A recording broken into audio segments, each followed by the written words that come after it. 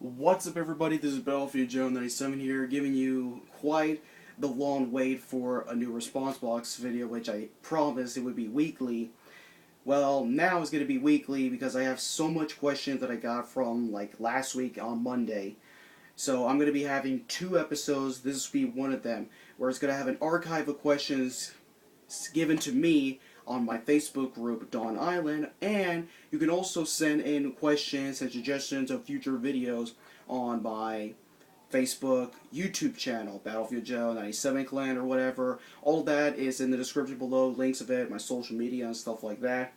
So yeah, one of these questions, which I sadly lost through the stream of posts in Dawn Island, was about the whole Spider-Man with Sony and the Marvel Studios deal that they had, which was in the beginning of February, which, Jesus Christ, it's been a month already. So yeah, you can see why I have the Spider-Man shirt pertaining, Spider-Man 3, but you don't mention that movie ever again.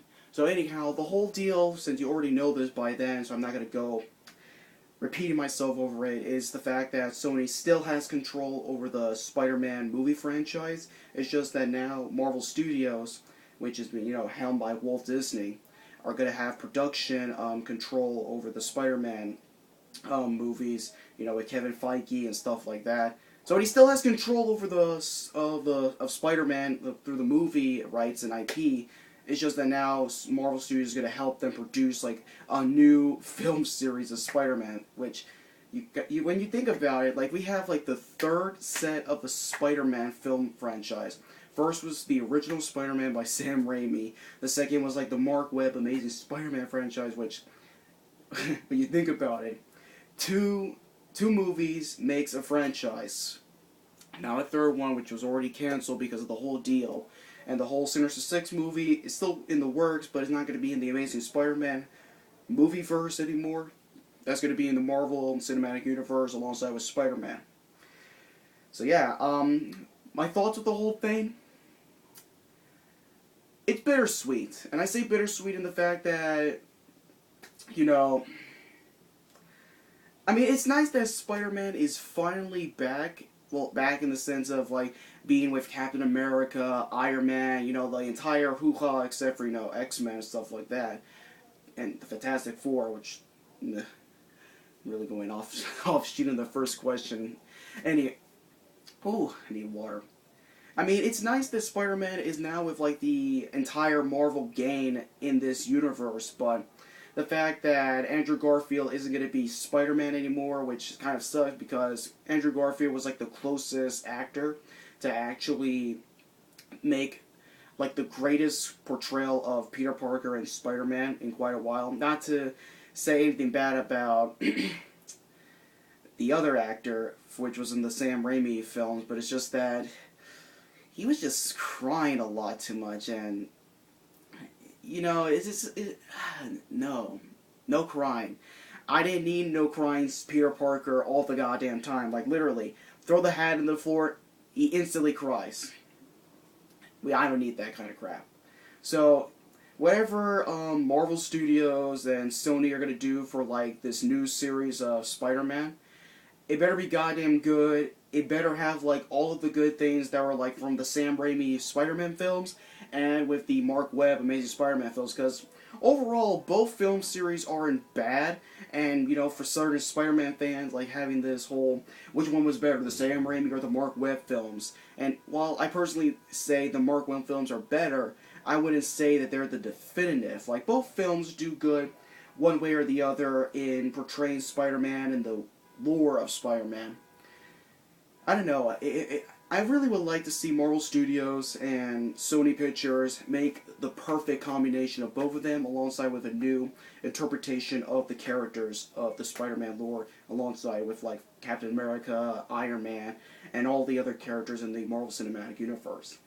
Which we will finally get to have Kingpin and Spider-Man if they ever cross paths in television or in the movies. Definitely goddamn good. Will be anticipating out of that. It still sucks that Andrew Garfield isn't going to be with the Avengers, which he really, really wanted to as a kid. But, it was bittersweet. You got Spider-Man alongside with Captain America and Iron Man, but you're not going to have Andrew Garfield anymore. Sucky. Anyhow, the second question to go for this response box video is from Carlos. Is JoJo the only cure for cancer? Well, since we still have cancer in this world, I say JoJo isn't the perfect cure for it. But it is one to get you off of shit-tier tastes compared to Naruto and Sword Art Online. That's all I gotta say. Drop the mic, boom bam, whatever. And finally, the third question for this response box, which I'm definitely gonna go a little bit lengthy on gonna be lengthy over it compared to the last questions in previous response box videos from Sean. What would make you interested in PlayStation All-Stars? Now, I already said my opinions regarding PlayStation All-Stars. If you already friend me on Facebook, or maybe I mentioned it to someone on Twitter, but not as much compared to Facebook. But you know what? I want to set the record straight regarding PlayStation All-Stars. If Sony didn't rush the developers of PlayStation All-Stars, they actually had all-star characters, and not just the majority of them being from the 7th generation with PlayStation 3 characters, and third-party characters that have no affiliation with the PlayStation brand whatsoever. Dante, I can see, but not the new Dante. New Dante can go fuck himself. Big Daddy, where the hell did the Bioshock series have any affiliation with Sony? Unless, of course, you want to make the argument of, well, Sony made the deal with, like, Irrational Games, and they could have, like, you know, that Vita Bioshock game, which was cancelled, and, certain exclusive perks of getting Bioshock Infinite for PS3 or whatever, which was fucking stupid, because what affiliation does Big Daddy have over PlayStation? Like, really? Sony, you put all that money and time to get, like, Isaac Clarke, Big Daddy, and all that other kind of fucking characters. Yet you didn't put all that money to Activision regarding Crash Bandicoot or Spyro. I mean, even though Crash Bandicoot... Oh, I'm really losing myself, because PlayStation All-Stars could have at least had a decent first attempt. But it's not decent. Like, I don't know if I could even say this with a straight face. No. That'll be fucking stupid. No, that'll be insane. I mean, PlayStation All-Stars is definitely better than Cartoon Network Punch Time Explosion. But good lord, man, it's almost close to it in the rate of how much this idea of having like a Smash Brothers PlayStation game could have been goddamn good, but the execution is so goddamn faint. Like why in the hell is super moves the only way to get rid of your opponents off screen? Really? Take what the Jumpstart games had, like on the Nintendo DS. You can find enemies across the screen and they fall off to their death. In PlayStation All-Stars, you need to build up a super move, which takes punch, punch, kick, kick, punch, punch, kick, kick, which takes forever as long hell. It just drags the entire match. And then, when you finally do build up your super move, you have to pinpoint it exactly to get the enemy, unless, of course, your opponent is fucking idiot, stands there, and then you can attack them. But even then, the match just drags. I mean, people can make fun of Smash 4 or Brawl being slow compared to Melee, but no. Brawl and Smash 4 are goddamn fast compared to freaking All-Stars. In the reign of not using a super move. Can you imagine, like in Smash Bros. Brawl, Sakurai was like, you know what? Since we introduced the whole Smash Ball concept, instead of just flinging enemies across the screen, the only way that you can destroy them is by using the Smash Ball. To all of you competitive players out there who don't really use items at all, too fucking bad. You have to kill them with the Smash Ball. And that's it. Smash Bros. Would have fucking died, or at least the competitive scene, which hypes up the franchise quite a bit, would have died if Sakurai did that shit. And I remember, I don't know exactly the quote, but I remember he was talking about certain aspects of Smash 4 that he did not want it to be like PlayStation All-Stars.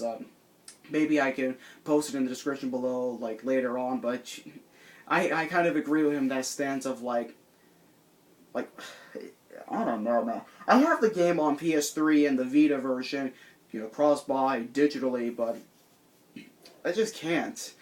the character roster is like mostly characters like from the 7th generation of consoles. Third-party characters make no fucking sense whatsoever, except of course for Raiden, because you know he has some kind of history with PlayStation with Metal Gear, and some other. I don't know. It's just it just fails on so many aspects of it. I don't know. If I had a script on me to do for this question, I could at least be clear on certain things, but it just drags so much compared to like Brawl or Smash 4, and even like playing it just by itself, not comparing it to any other fighting game, comparing it to the Smash Brothers, the execution was poor with AllStars. Maybe if Sony would waste their money on a sequel, then I could at least give it a chance and say, you know what, maybe they'll improve upon certain things like how Melee did to Smash 64. But as of right now, there's really not much of an emphasis for another sequel to it, or it might get like other shit. But overall, PlayStation All-Stars is not an All-Stars to PlayStation. And I just mostly refer to All-Stars and not PlayStation All-Stars because it's not an All-Stars or a great tribute to the PlayStation brand. Far from it. That Michael commercial that Sony did for the PlayStation 3, that was a better tribute than PlayStation All-Stars. And yeah, I went there. See you guys later.